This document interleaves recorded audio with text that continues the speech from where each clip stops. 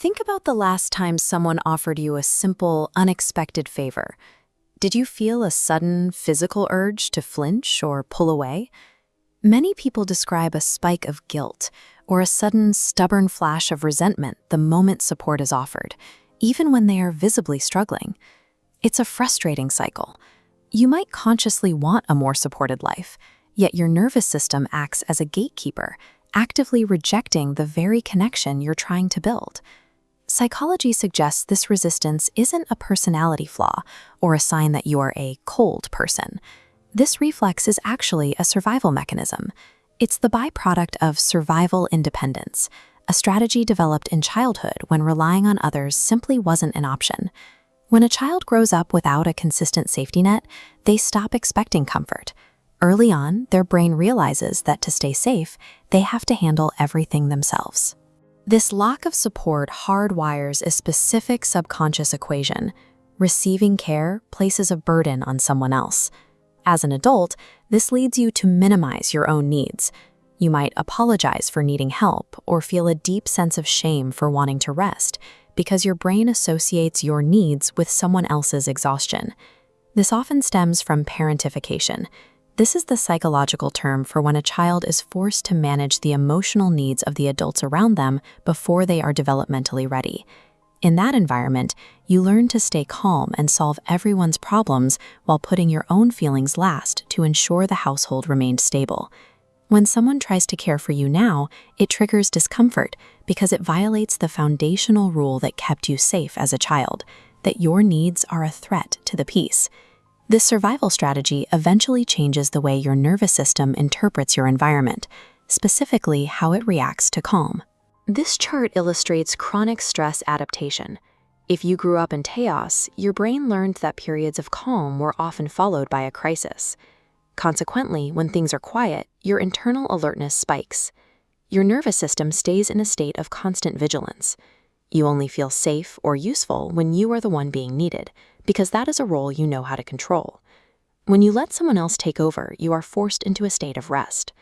To a brain adapted to chronic stress, that rest feels like a dangerous lack of awareness.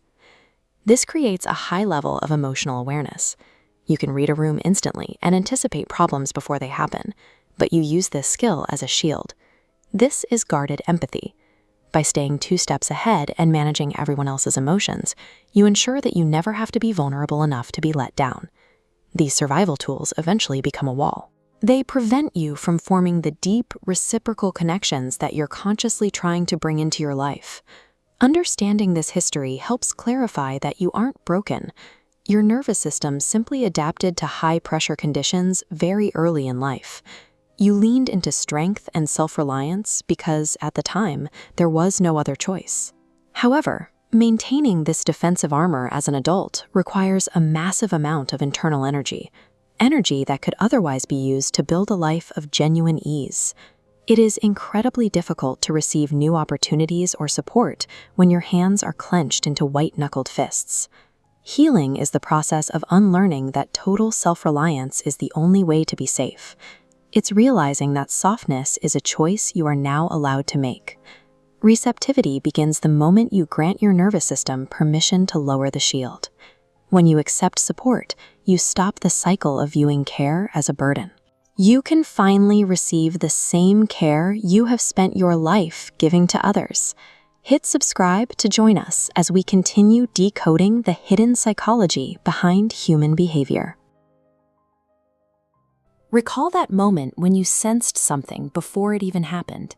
It's easy to dismiss as a coincidence, but that intuition is our first clue that we are constantly interacting with an active, invisible force. When we struggle with chronic exhaustion, anxiety, or unexplained physical pain, we search for a strictly biological cause. We assume that if we can't see the damage on an X-ray, it must not be there. But diagnosing the body while ignoring its energy is like trying to drive a car with the parking brake engaged.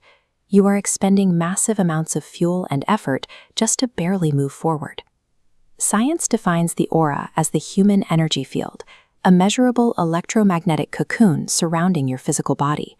It's composed of 7 distinct frequencies, ranging from the innermost etheric body tied to physical health to the outermost causal body, mapping your life's broader patterns.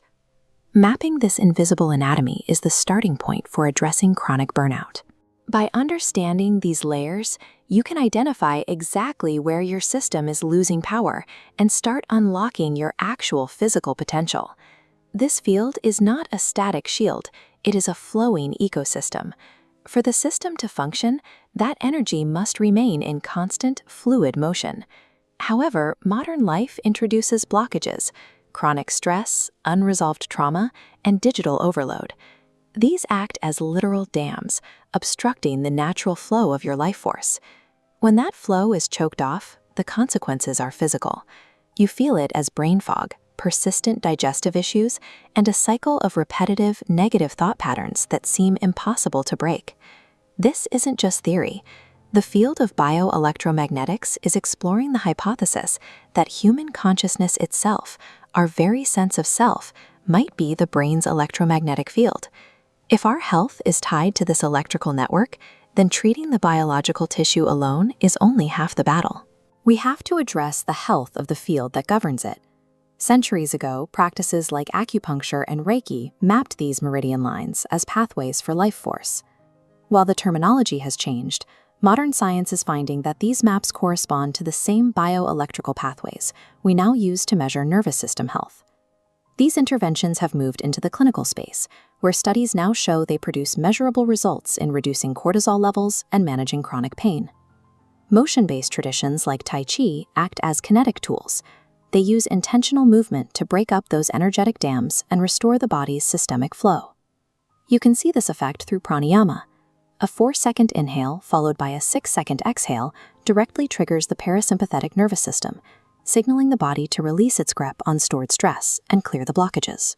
Conscious breath control provides an immediate biological way to shift your body's electromagnetic output, moving your system from a state of contraction back into balance. This energy doesn't stop at the skin. Our field is constantly rippling outward, interacting with the world and the people around us. It operates on the principle of vibrational frequency. Lower emotional states like fear emit discordant waves, while positive states like gratitude produce harmonious, high-frequency vibrations. This is the mechanical basis of resonance. When you consistently emit a high, harmonious frequency, your field naturally interacts with experiences and opportunities that vibrate at that same rate. Managing your internal state is more than a wellness goal. It is the physical mechanism for altering how you encounter your external reality. Realigning your energy isn't a rare talent you're born with. It is a practical skill that improves with daily repetition and focus. One of the most effective protocols for tuning your energetic frequency is the 5-5-5 technique. You begin with 5 minutes of vivid visualization of a goal, engaging all your senses.